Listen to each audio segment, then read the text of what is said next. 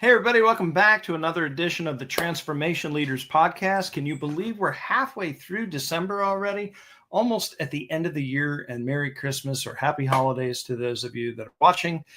Sean and I we're still trying to figure out the schedule, but we may not be here for the last week, but maybe we'll try to pre-record some shows for you, keep things going in case you get bored, want to get away from the in-laws at the holidays. But in any event, today we got a pretty exciting show for you today. We're going to be talking about overconfidence can sometimes be a kryptonite. Now, this has never happened to Sean and I. We always know what we're doing, and we never make mistakes. Isn't that right, Sean? Correct, if you believe the AI slop. This is true. Well, Sean is going to walk us through a couple of examples and a couple of good use cases of when you're in leadership or in any type of business roles. Humility obviously is also a good thing, but some common areas in which might get yourself into trouble or tripped up. I know sometimes I get too deep into things and I'm like, oh, how did I get here? I'm like, yeah, I know exactly how I got here. So Sean, can you kind of walk us through some really high level examples? Exactly. So one of the issues we have with AI is that you use AI in an area that maybe you don't have any competency in. So, for example, I know nothing about brain surgery. Right?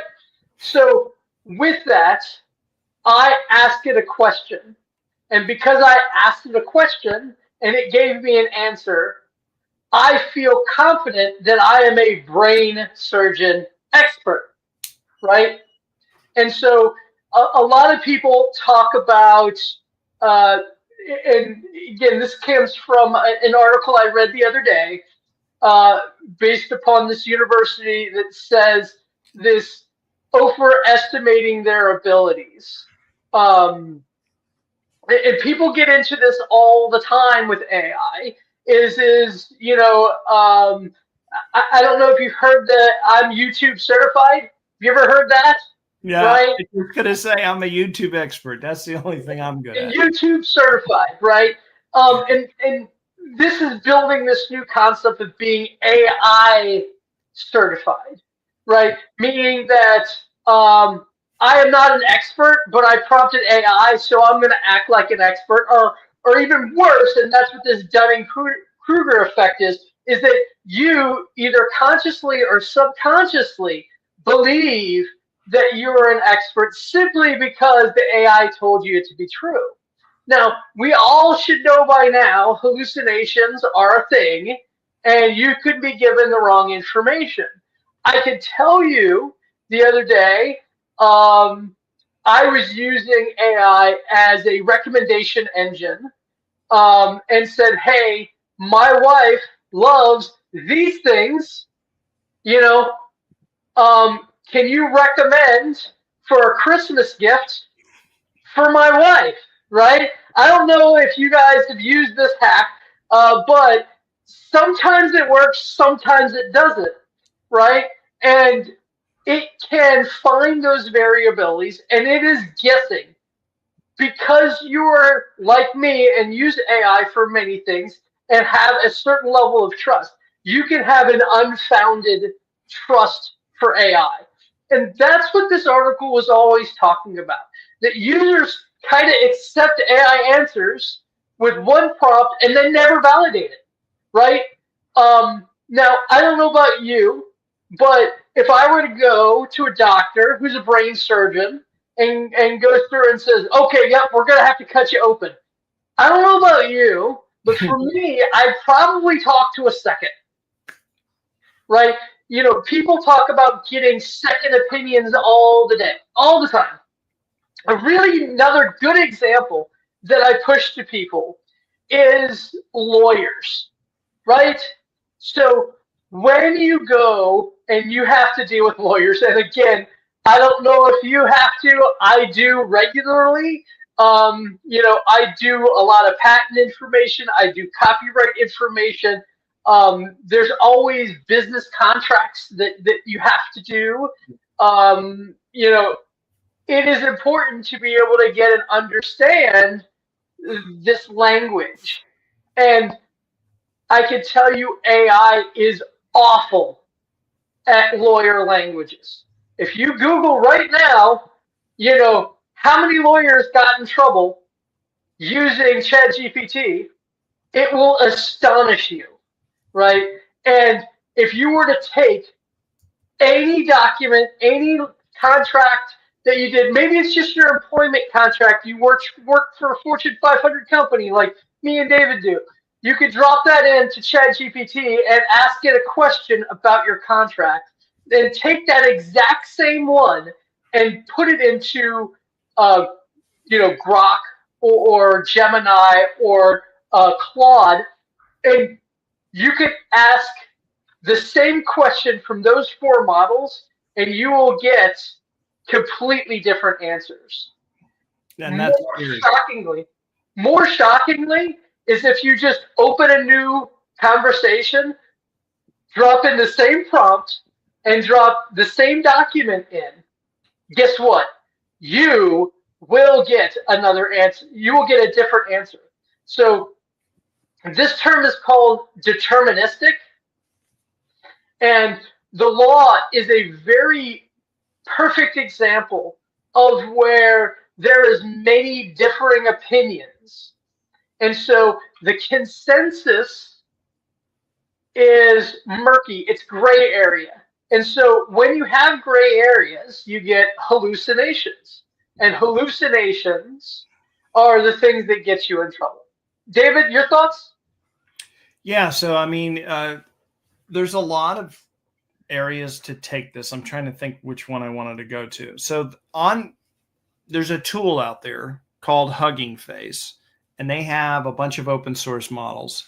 And I couldn't think of the one model name, and I was actually trying to search for it, but I still can't find it. But in any event, I do know that there is one decent model that's not perfect, but if you're going to do legal, it is one of the better ones. And it's actually a model that Sean and I talked about this at least maybe 2 months ago.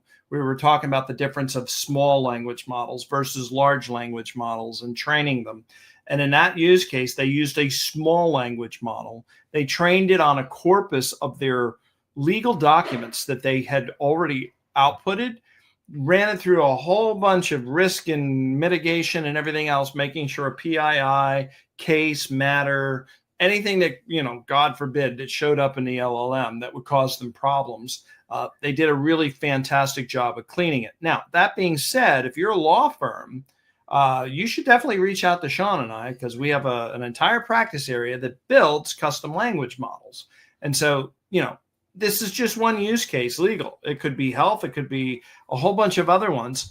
But more importantly than that, there are measurement tools that are out there in which you can, matter of fact, I am going to grab this one because I think this might even help everybody understand the story. So I am going to try to, on the fly, dynamically share my screen, which is always interesting because we never know what's going to happen.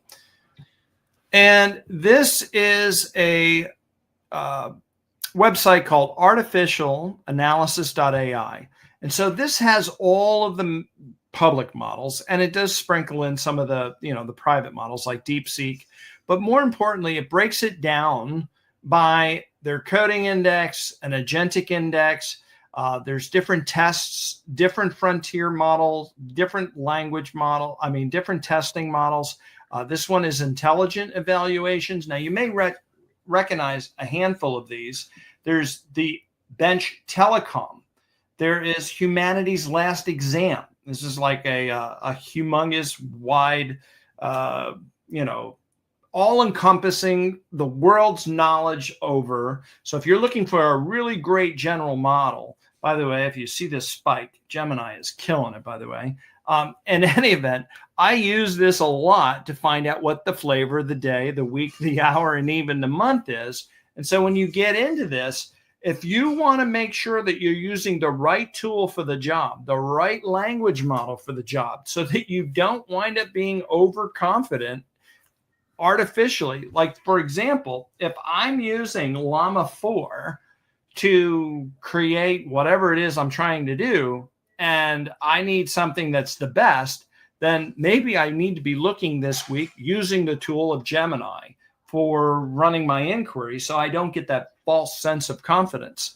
And so it's things like this of being in the know or staying in the know and using the right tool for the right job at the right time is going to go a long way from keeping you from having any egg on your face, which is what we want to avoid. Exactly. Exactly. And that is the whole purpose of this podcast that I want everyone to understand. Two things. Number one, very obviously, overconfidence in AI outcomes is something that you need to be aware of. As a transformation leader, you need to make sure you have differing perspectives. You may want to take the same question and put it to multiple models. You may want to do what we did in a previous podcast. I assume, depending upon if you've seen it, the multi-agent demo we have done. It shows the different perspectives. You may want to do role plays, right? Multiple different role plays within the model so that you can set up, you are a law expert and I'm going to ask you this law question, or you are a layman and here's the law question. So these are the different things that you may need to do to get around this problem that inherently you're going to assume that you know more, you can do more, or that AI is right. You need to keep your skepticism. But the biggest thing that I want to make sure, and what made me want to do this podcast the most, is you will want to understand your consumer is going to have this problem. They are assuming, whoever your user is, they're going to assume that whatever the chat bot is correct, and that you didn't make a mistake, it didn't make a mistake, and that whatever that bot is telling them is 100% accurate, verified, and checked, right? If you have seen, and David, thank you for bringing up those charts, the most accurate models are in the high 80s, I think, in accuracy. Yep. So, and this may age me, but that's a B plus. Okay? So, my collegiate career was not B plus. But, when it comes down to, do you really want a B plus student doing brain surgery? No. It comes down to people assume, and I am stunned by this, that AI is 100%, 90%, 95%, 99% accurate. AI is not 5 nines. No. It may never be 5 nines. And so we did have a podcast about, using AI may not always be the best choice. So, really want to make that call out to everybody. And here is scientific proof that one of the challenges that transformation leaders like ourselves are going to run into is there's an expectation that AI is going to provide value that it cannot provide.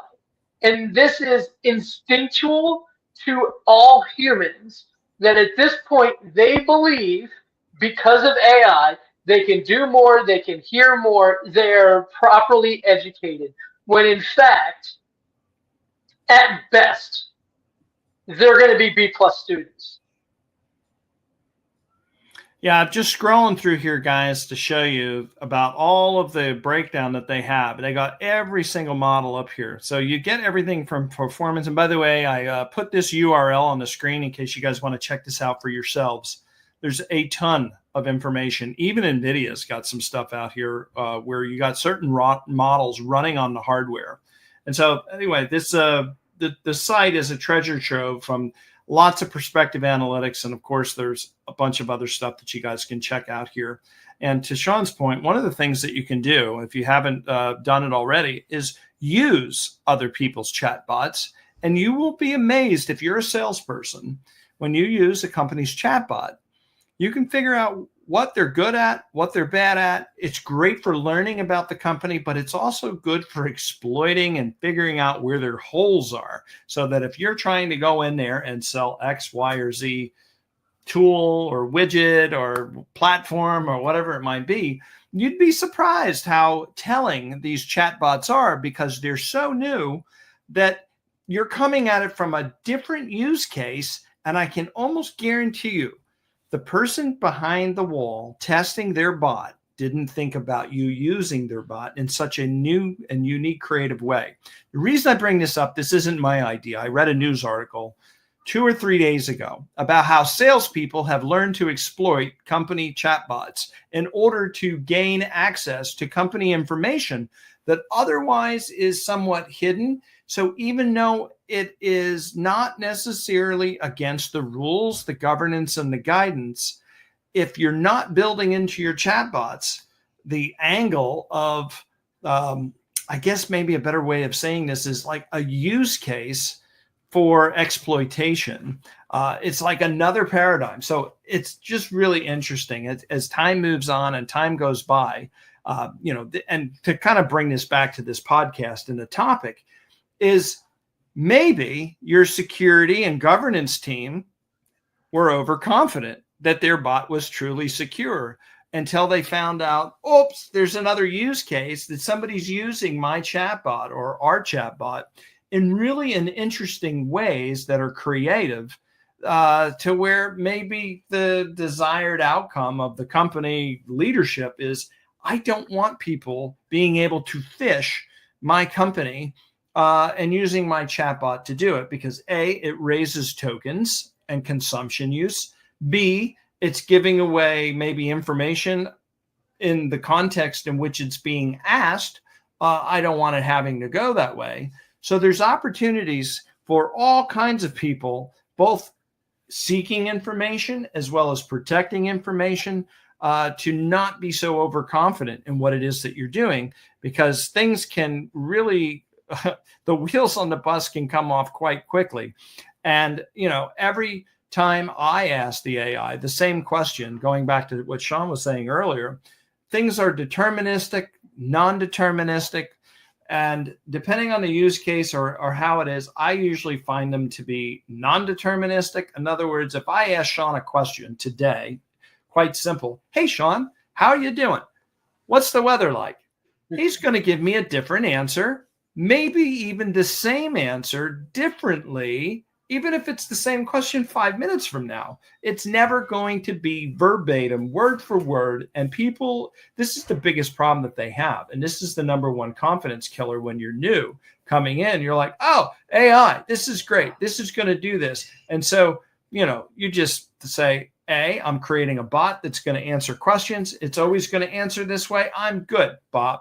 Or you're using it to answer questions. Maybe your boss is asking you something. And so you created a little automation using something like Power Automate or in maybe Google Workspace.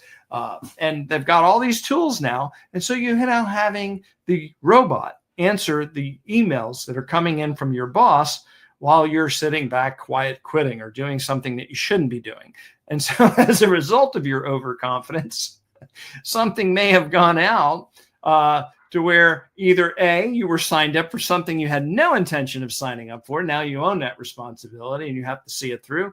Or you get fired because it said something really stupid and your boss doesn't believe that, AI wrote that because it was so compelling and so well written that it sounded just like you, but you never sent it out. So anyway, there's all kinds of opportunities where you can set yourself up for failure if you're not careful. So I think the long story short is test, humans and AI always together, and don't put yourself in uncompromising positions to where you can't find yourself getting out of there, or you wind up too deep into the snare to now you can't unsnag yourself. I mean, I think, you know, very straightforward what you should do about this information. You know, number one is really think about what the answer should be before you ask the question. Number two, augment what it's telling you with your own knowledge and other sources of data. And this is not for ease. Obviously, just taking what AI say is rote is fine. Look at multiple sources of information. It may not understand your question. You may have phrased it poorly. You didn't use the phrase that pays, ask questions for clarity on your prompt. So, make sure that when you ask AI and use AI, you realize that it is at best a B plus student. And so take that with a grain of salt.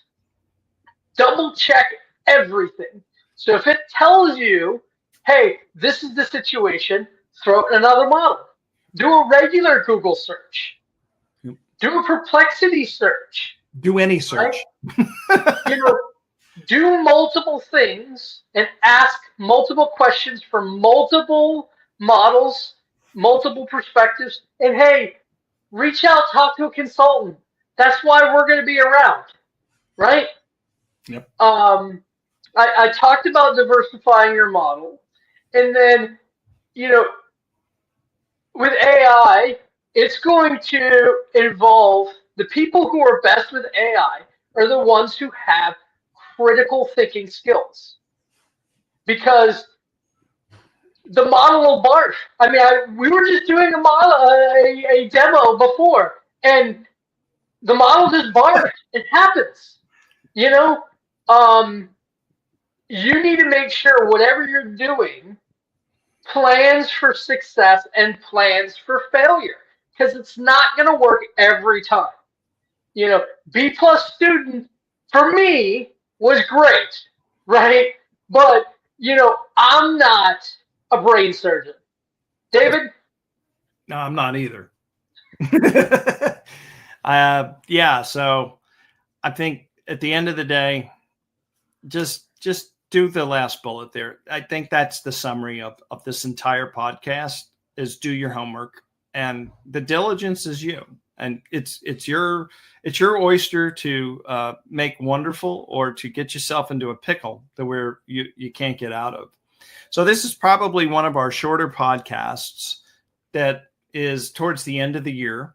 We are gearing up for a very strong 2026. So if you have any suggestions whatsoever of something that you didn't see that we haven't already covered, we are working to bring on additional guests. So viewers like yourself have been asking us, and we may or may not be bringing them on towards the beginning of the year. But the bottom line is we are trying to get more guests on the show. So open invitation to anybody watching our shows or podcasts.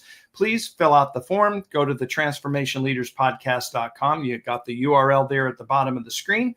There's also a QR code on the top. Fill out the form. It goes to both Sean and I. We're happy to get you there. So I think we might be able to squeeze in one more show. If I'm not mistaken, I get my calendar dates correct in my head. It'll be the 17th, which should be the next week after this. And that may be the last show for the year as we go on to hiatus for holidays and festivities. Otherwise, we're here every Wednesday normally, minus holidays, at 12 o'clock noon Eastern Standard Time. And again, we have the podcast and everything. All of our episodes are there up on our website. Sean, you have anything else that you want to add before we sign off? Nope. I just wanted to comment, we love to hear other people's perspectives. So reach out to us. We'd love to have you on, talk about your own perspective and your own expertise. There's so many different experts out there, and we like to have a mix of experts on ours. Yep. All right. Sounds great. We'll see you next time. Thanks, everybody. Bye-bye.